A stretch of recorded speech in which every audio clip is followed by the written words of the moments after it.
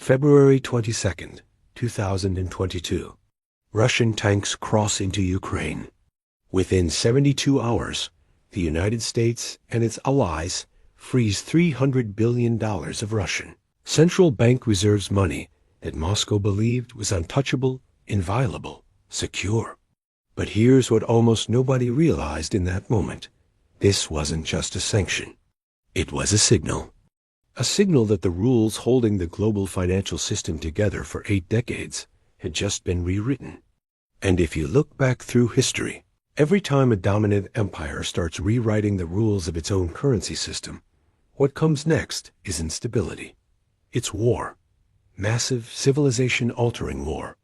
Not because empires want to fight, but because they have no choice left. Their currency is dying, and war is the last card they have to play. This pattern isn't coincidence. It's happened 4 times before, across vastly different eras: Rome, Spain, the Dutch Republic, Britain, and every single time, the sequence was identical. The empire's currency starts losing its status as the money the world trusts. Debts pile up. Inflation starts eating away at value. And then, right at the edge of collapse, the empire launches into conflicts of staggering scale. Conflicts that consume everything. The question we need to answer is simple. Is the United States walking this same path right now? And if so, how much time is left? Let's go back to the beginning. To understand why empires go to war when their currencies die, you first need to understand what it means to control the world's reserve currency. It's called the exorbitant privilege term, coined by French Finance Minister Valéry Giscard d'Estaing back in 1965. Here's how it works. When your currency is the global reserve, every other country has to hold your money to conduct international trade. They need it to buy oil, to settle debts, to store their national savings. This means you, as the empire, can print paper, and the rest of the world has to accept it as if it were real wealth. You can buy their cars, their electronics, their oil, their labor, all with money you create out of thin air. It's the ultimate form of power. You consume more than you produce, year after year, decade after decade, and everyone else just absorbs the difference. But there's a trap hidden inside this privilege.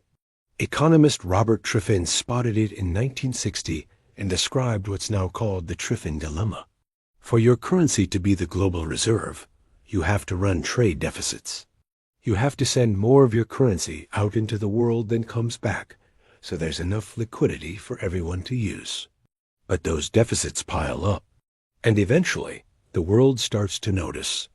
Wait, this country is printing more and more money, producing less and less real value, and we're holding trillions of their currency as if it's safe. What happens when it isn't? That's when confidence cracks. And when confidence cracks in a reserve currency system, the empire faces a choice that no empire in history has ever resolved peacefully. Option 1. Accept austerity, accept decline, accept that your currency will be replaced by someone else's, and retreat from your global position with dignity. Option 2. Use your military, while you still have one that's funded, to destroy rivals, seize resources, or terrify the world back into accepting your currency. History shows us that empires always choose option 2, and that choice kills them. Let's start with Rome, because Rome is the prototype. The Western Roman Empire's collapse is the clearest case we have of currency death and war feeding each other in a death spiral. It starts in the year 166, Anno Domini. The Antonine Plague sweeps through the empire, killing millions. The tax base collapses. Farms are abandoned. Cities empty out. But at the exact same moment, Germanic tribes are pushing hard against the Rhine and Danube frontiers. Emperor Marcus Aurelius has no choice. He has to fund the Marcomannic Wars, a grinding series of campaigns that consume enormous resources but generate 0 new conquests, 0 new loot, 0 new tax revenue. Marcus Aurelius faces the math problem every declining empire eventually faces. Military expenses are exploding, and revenue is collapsing. So he does what empires do.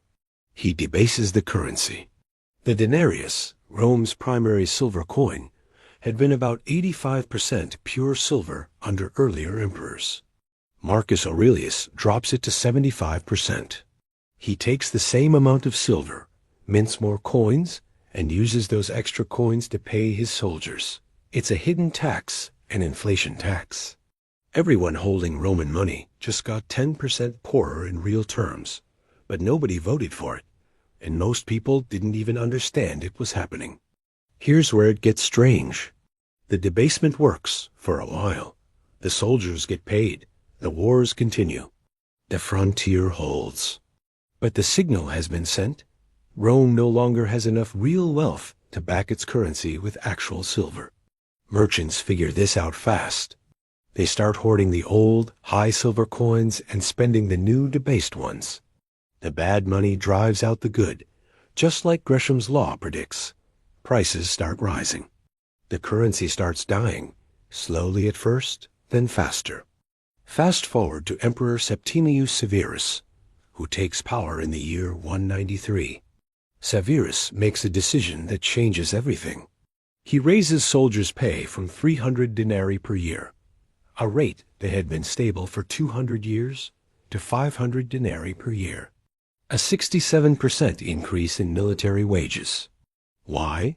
Because the legions are the only thing holding the empire together, and their loyalty has a price. But here's the problem. The empire doesn't have the revenue to pay this. So Severus does what Marcus Aurelius did, but more aggressively.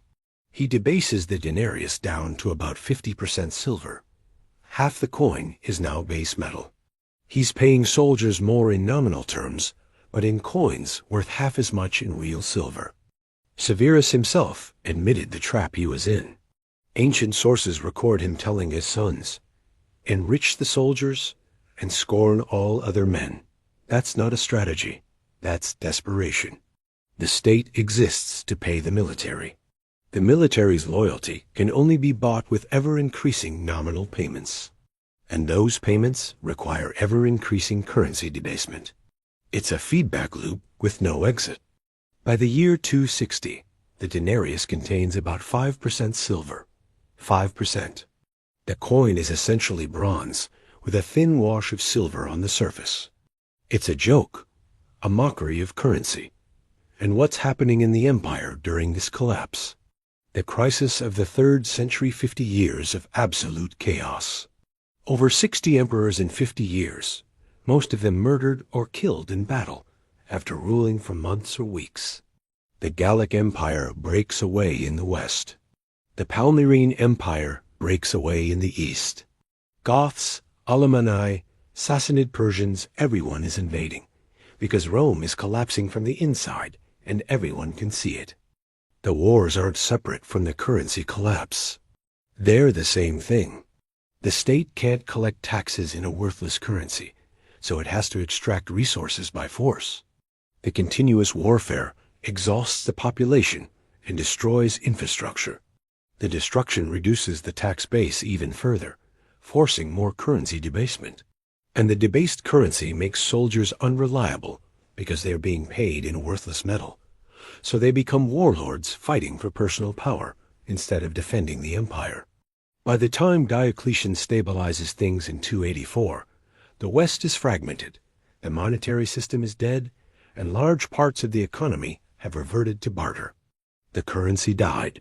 The wars came right before, during, and after, and Rome never recovered.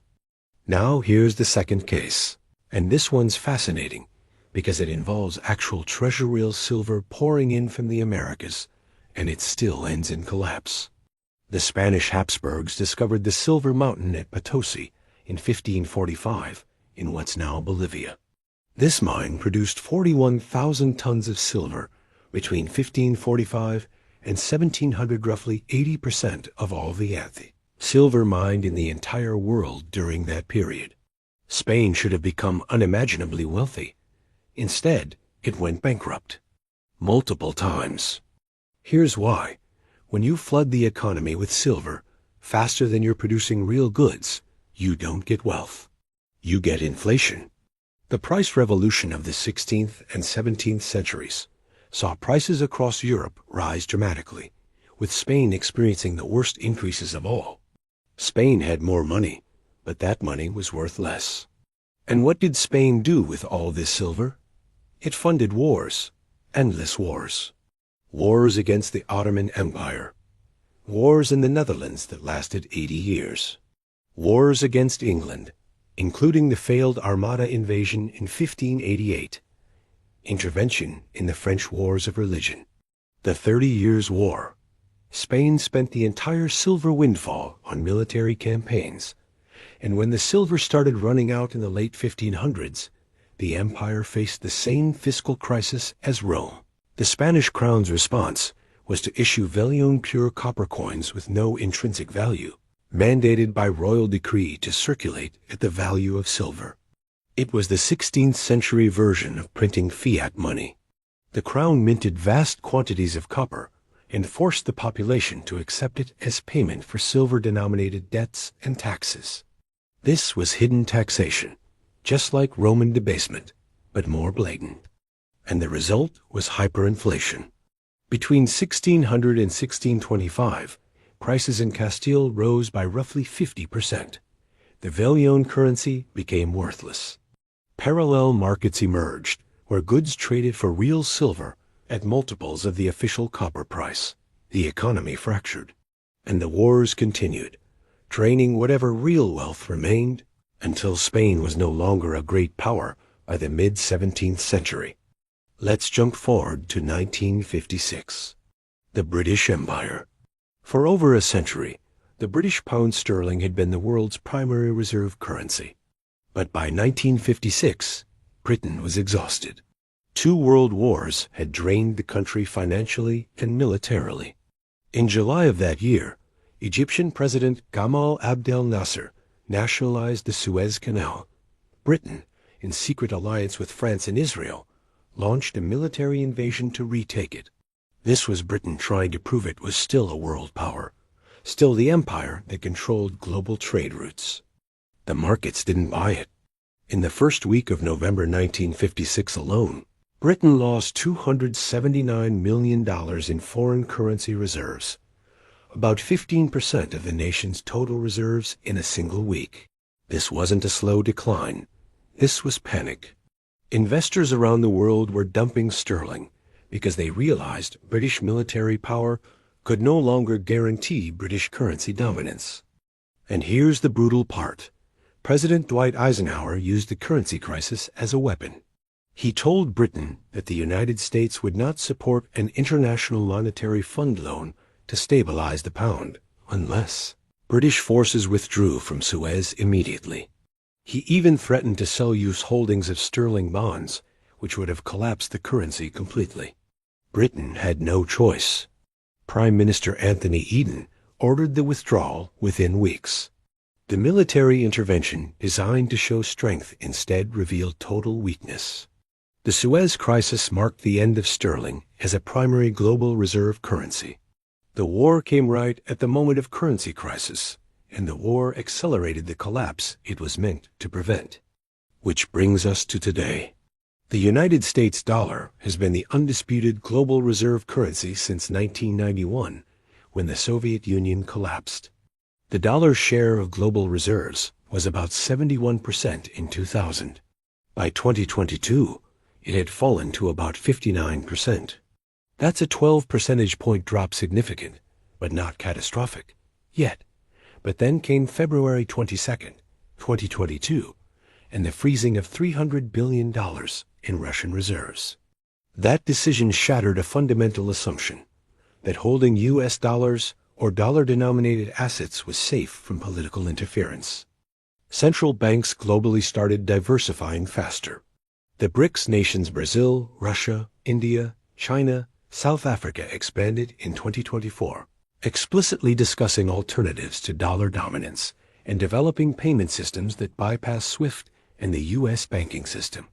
China and Russia are settling trade in yuan and rubles. Saudi Arabia is accepting yuan for oil sales. These aren't marginal moves. These are structural shifts in the global monetary order.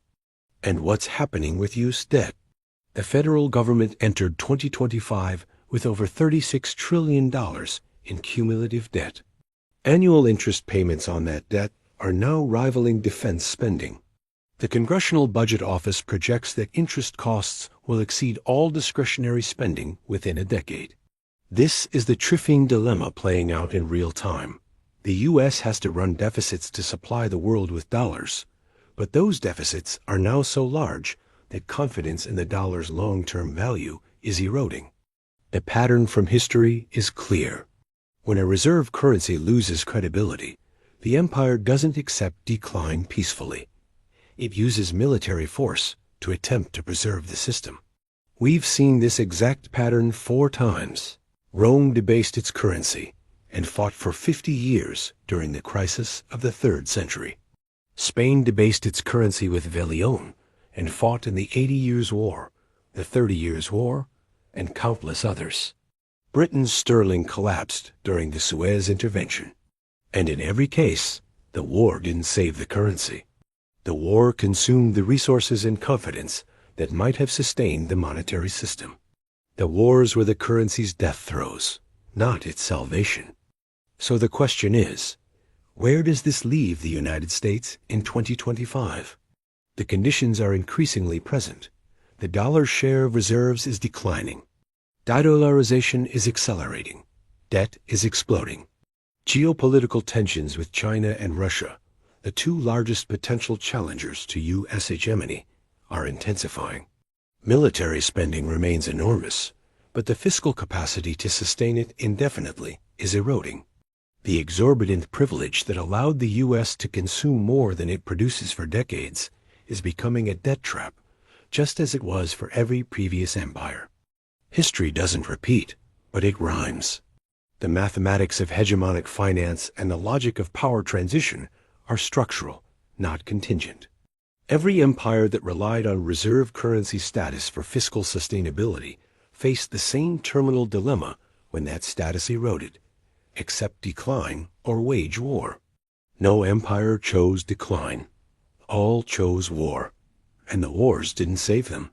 The wars were manifestations of collapse already underway, visible convulsions of systems dying from within.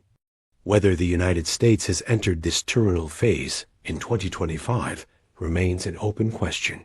But the weight of historical evidence suggests that replication is far more likely than exception. The trap is the same. The incentives are the same. The outcome, across 4 distinct epochs spanning 2 millennia, has been the same. Empires go to war right before their currencies die, because war is the last tool available to a declining hegemon. And history suggests that tool, no matter how powerful the military wielding it, is never enough to reverse the underlying conditions driving collapse. If this fascinated you, subscribe for more deep dives into economic history, and then check out the next video on your screen.